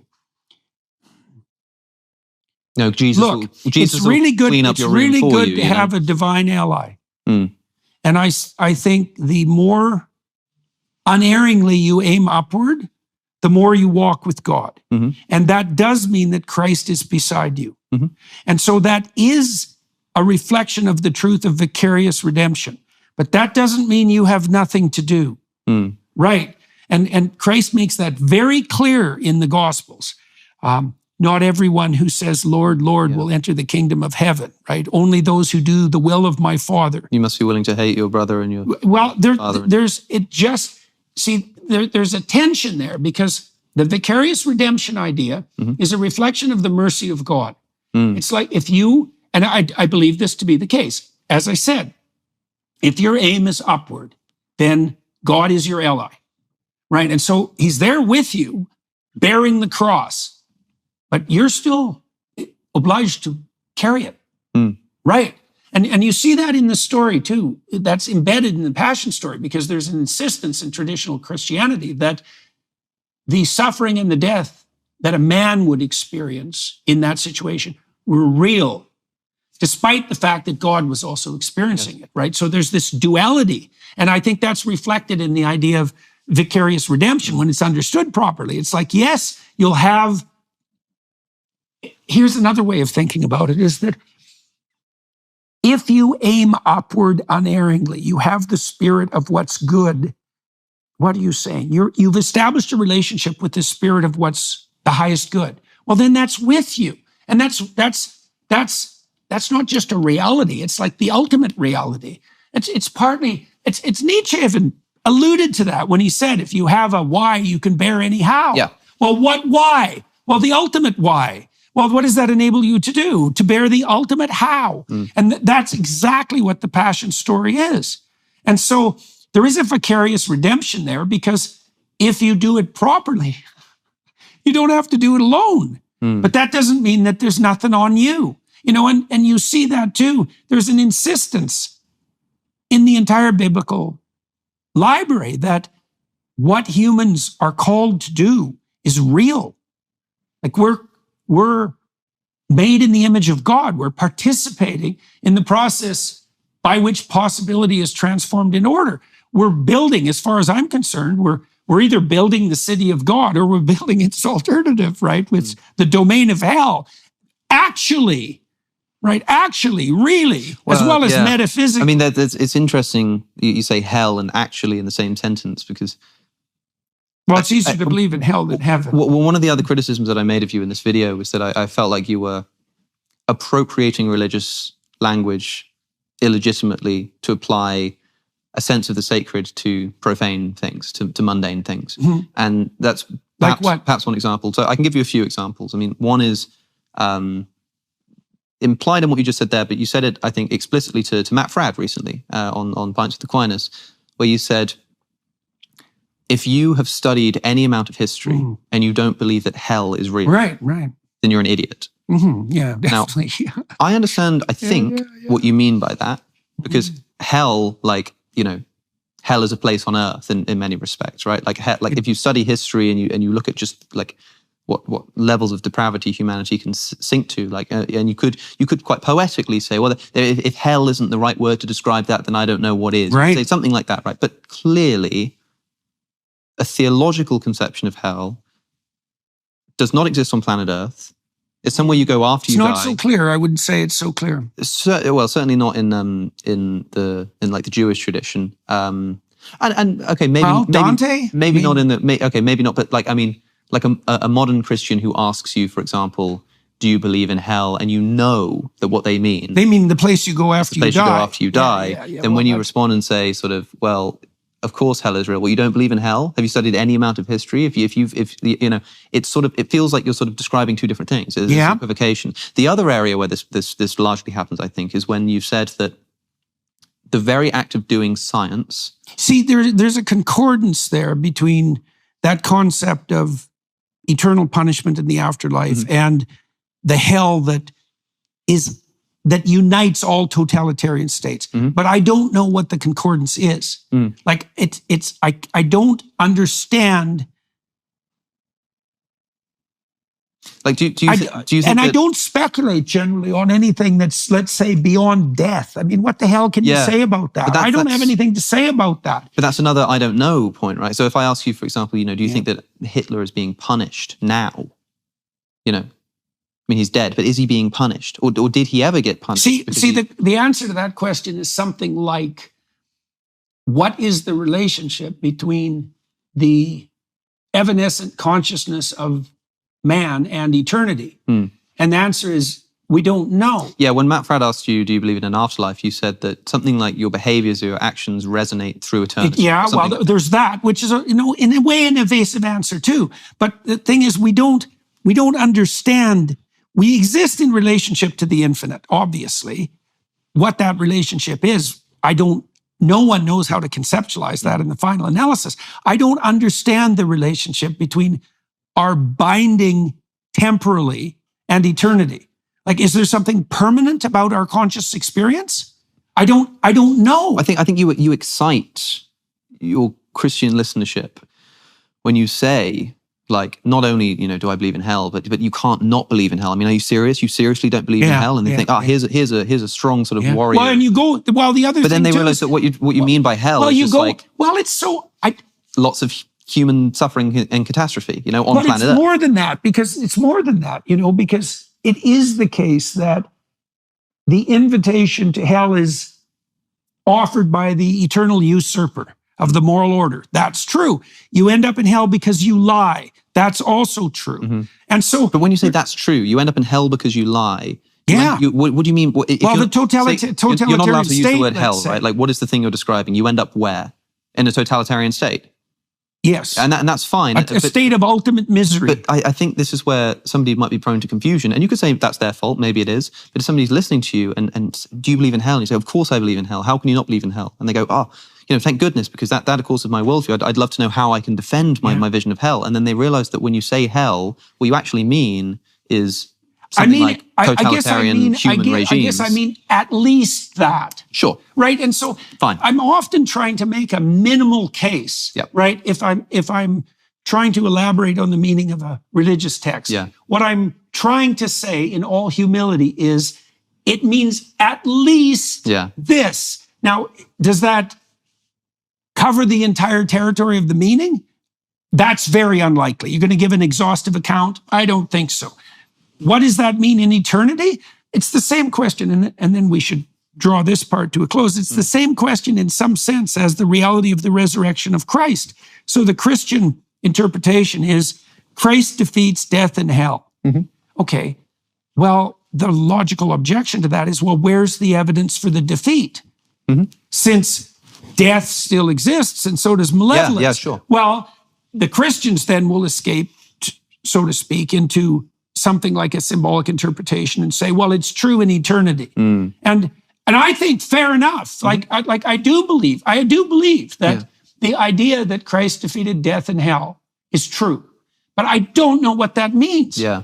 And does that bother me? Well, I'd rather know, and I'm continuing to investigate it. But I do know, for example, Ayaan Hirsi Ali, who recently became a Christian, she just had a conversation with Richard Dawkins. Yeah. It hasn't gone out yet. I was there. I had the privilege of being. I've already heard it. I know what they spoke about. But one of the things that Ayaan does is, and I've described it as sort of almost comical, the way that Ayaan talks about her struggle with depression, suicidality, total hopelessness, and then finds that by praying, she's able to sort of elevate her life.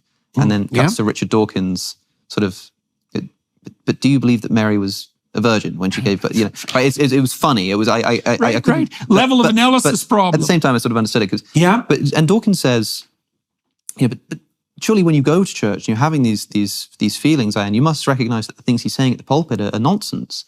And Ayaan said that she chooses to believe it. She says that I no longer find it to be nonsense because what she implied, and I don't want to put words in her mouth, I can't remember, but it was something like, look, I've been so captured by this meaning that although I don't really understand what it means to say that, Jesus was born of a virgin, I just choose to believe it. Well, that's fine. But what she does, what I was going to say is what she does is says that this to me is like a mystery. I don't really know exactly what it means, but I choose to believe that it's true. And I wonder if that's something like what you're doing here when you say that you believe it's true. I can just tell you what my experience has been in this sort of thing. So I've spent a lot of time digging into the substructure of mythological accounts, right? In many different cultures. Yeah. Now, and my experience continually is the deeper I look, the more that's there. And then I see things come together that make sense that I thought were disparate. And that there doesn't seem to be any limit to that. And so now when I see things that are disparate or even contradictory, I think, well, as you already pointed out, given the nature of the biblical library, there's room for some contradiction. But more than that, I think, well, that might be illogical or irrational, or I might just not understand it. And my experience has been that presumption turns out to be the case far more often than not. And so, you can imagine that you can get the apprehension of a pattern, and you can think the pattern is compelling. And then there are details within the pattern that you don't know how to reconcile. But this is what Ayaan is doing in accordance with your account. It's like, well, I'm not willing to forego my view of the pattern because of some lack of concordance with details, especially given that I'm ignorant. Yeah. I can only tell you what has been the pattern of my investigations. It's like the more deeply this is knocking and asking, the more I seek, the more is present. And I guess, to conclude, I suppose. So suppose I'm somebody, and broadly this is true. I think the gospel stories are fascinating and resonant. I like the idea of the resurrection of Christ. The way that it's criticized as this evil human sacrifice, I think is misleading. I have all of those parts. Yeah. Right. But I'm not a Christian. And I suppose the question... In what way are you not? Well, that's what I mean. To help me understand what you mean by this, what is the difference between someone who's not a Christian and That's a good question. They're not some new atheist type. They're not like, I wouldn't worship God even though they're just not a Christian, and someone who is. What's the difference between those two people? Is like 90% Christian. That's what people keep saying about him, and I think... Well, I think partly because I do believe that he is committed to the truth. He does believe that the truth will set you free. He does believe that there's an intelligible order. Yeah. He believes that the investigation of the intelligible order is redeeming. This is... It's a shame we don't have a bit more time to do the science thing. Perhaps that will have to be another conversation. So, who is and who isn't a Christian? That's not an easy question. And that's, again, why I started our conversation. Well, I think it's inappropriate for you to try to say who is and who isn't, but just abstractly, like, what you think the difference is. Like, what is it that, under what conditions Christians hoist their cross and walk uphill.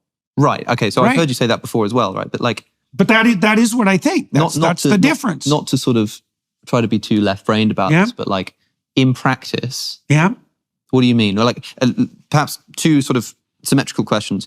What are the conditions under which somebody can say... How careful are you with your words? Well, I try to be careful.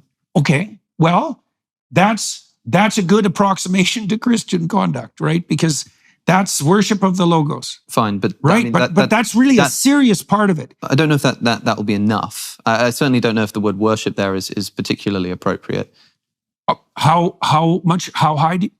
profoundly do you value it? To the extent that it helps me to convey my ideas properly. I don't worship the words that I'm using themselves. No, I understand don't care for the words, but the words are a tool, and the reason that I'm precise as I can be is in service of trying to communicate my ideas to you. For what purpose? So that whatever it is that I'm feeling or thinking in my head, if I could somehow take a medical instrument and prod your brain to make the same thought arise, that would be really helpful to me because you'd see the world how I see it. Mm-hmm. That is what language is. It's that tool, except instead of prodding your brain with a physical bit of metal, I'm prodding your ears with vibrations in the air. But I'm trying to do the same thing. To what end? Trying to make that thought arise so that you can see the world as I do and so that I can see the world as you do. To what end? Well, I don't know. Well, how about productive harmonization of vision? But fine, yeah, it depends on the conversation, right? So like in this instance, it will be, I mean,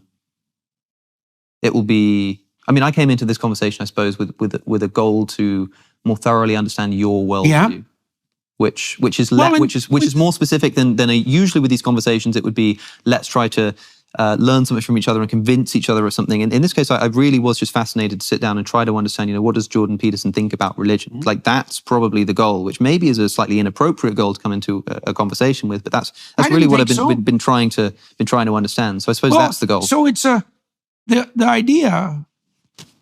Well, we can wrap this up with let's say a Christian observation is that there's a notion, a classical Christian notion that wherever two or more are together in Christ's name, the Spirit of God is there. Yep. Right? Okay, so what does that mean? Well, as far as I'm concerned, what it means is that if you're unerring in your choice of words, if you're seeking with them and exploring, and I'm doing the same, and then we do that together, that's a mutually redemptive process that spirals upward. So that's a Christian endeavor. One of the conditions under which somebody can say they're a Christian and be either lying or wrong, and the condition under which someone can say, I'm not a Christian, and be either lying or wrong, if you see what I mean. That's a very good question.